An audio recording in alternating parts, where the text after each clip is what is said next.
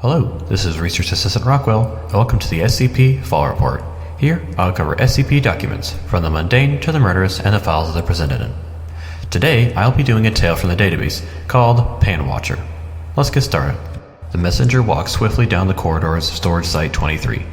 10 minutes have already passed since the event, and that was 11 minutes too many. Something like this should have been anticipated, but the ever-expanding object has been shipped off to its new location a week after the growth started. No second thoughts, just a quick change in containment procedures and a quicker shipping. He stepped into the office of the site director, who already had a dozen different reports before him and sat deep in thought. Blinking slowly, he looked up as the messenger closed the door behind him and stepped up to the desk. As the director straightened his back, he said, "Agent Winthrop, report."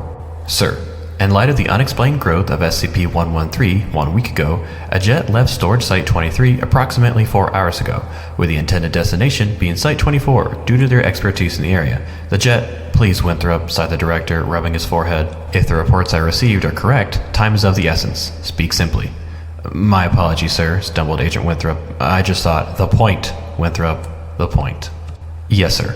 After flying for roughly 2 hours, the jet came under attack by an as-of-now unknown individual or organization. From what we can gather, someone from in the site had let slip certain details of the transport, and the attackers figured it out from there. We lost 3 men today." Agent Winthrop bowed his head out of respect. "Do we know what sort of weapon was used?" "No, sir," said Winthrop, snapping back to attention. "There are suspicions of a ballistic missile, but we have no way of confirming it. All we know for certain is that they are capable of attacking a plane flying above 10,000 feet, and that the weapon was designed for maximum fallout." The director waited for a moment before signaling Winthrop to continue.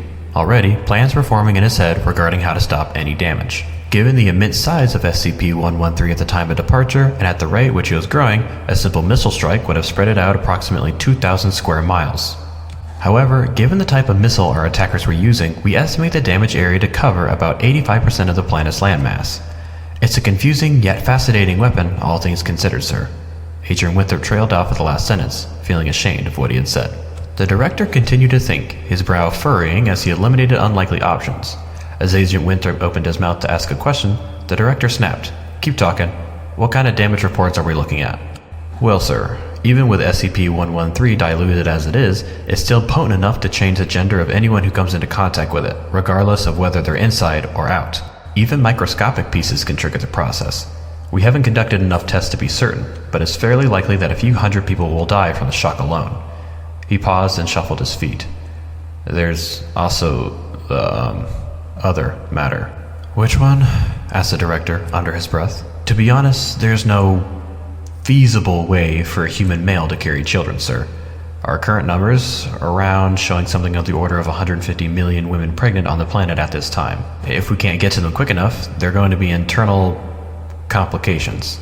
The sex change will more than likely kill them and the children, sir." Agent Winthrop's face took on an ashen look as he spoke. "And of course, there are dozens of smaller issues that we don't have time to list off right now." Grunting, the director raised himself out of his chair and walked around to Winthrop. Looking closely over the agent, he said, "Listen carefully now, Winthrop. I do believe that I have a plan that can reduce the damage. Not prevent it, but reduce it. This plan could very well work if we act fast. Human lives will be lost, yes, but there's nothing we can do about that. Before we can make this work, there's one thing I have to know. How much time do we have?" "Sir, current ETA before first effects is 5 minutes. A silence settled over the room as the director took in his last statement. Agent Winthrop grew increasingly nervous as he watched the director just stand there, staring off into space. He reached out a hand to help his boss, but he only grasped air. Walking slowly, the director just sat back down and folded his hands before him.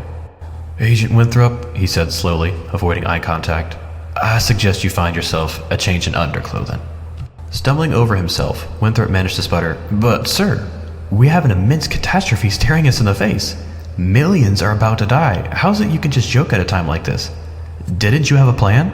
Solemnly pushing himself back in the chair, the director sighed and looked straight at the agent.